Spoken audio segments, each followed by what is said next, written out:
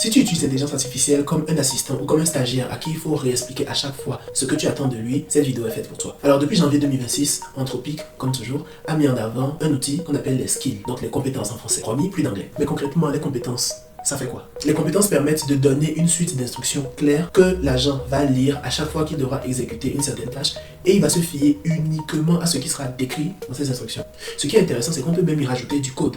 Donc ceux qui ont déjà travaillé sur des notebooks, c'est un petit peu la même idée. Il y a une partie de texte que nous on peut voir comme du commentaire et il y a une partie de code qui représente qu'est-ce que l'agent doit concrètement exécuter. Une compétence, lorsqu'elle est bien rédigée, elle permet de réduire énormément les hallucinations, de s'assurer que l'agent respecte le framework de travail que vous utilisez et surtout, elle permet de mettre un cadre clair et de s'assurer d'une certaine qualité de résultat. Aujourd'hui, les skills sont disponibles partout, que ce soit dans les LLM par de simples discussions ou dans les agents de programmation Claude Code, Codex, Open Code et ainsi de suite. C'est également cette révolution qui permet à des agents autonomes comme OpenClaw ou Hermès de réaliser plusieurs tâches avec une certaine logique et sans s'y perdre. Et aujourd'hui, il est impératif pour toute personne qui utilise l'intelligence artificielle d'utiliser compétences pour éviter de répéter le contexte, de devoir rappeler les frameworks et de s'assurer d'une certaine qualité de résultat en ayant moins d'hallucinations. Si tu utilisais déjà les compétences, dis-moi dans quel contexte, avec quelle IA et ce que toi tu en as observé. N'hésite pas à t'abonner et on se dit à la prochaine.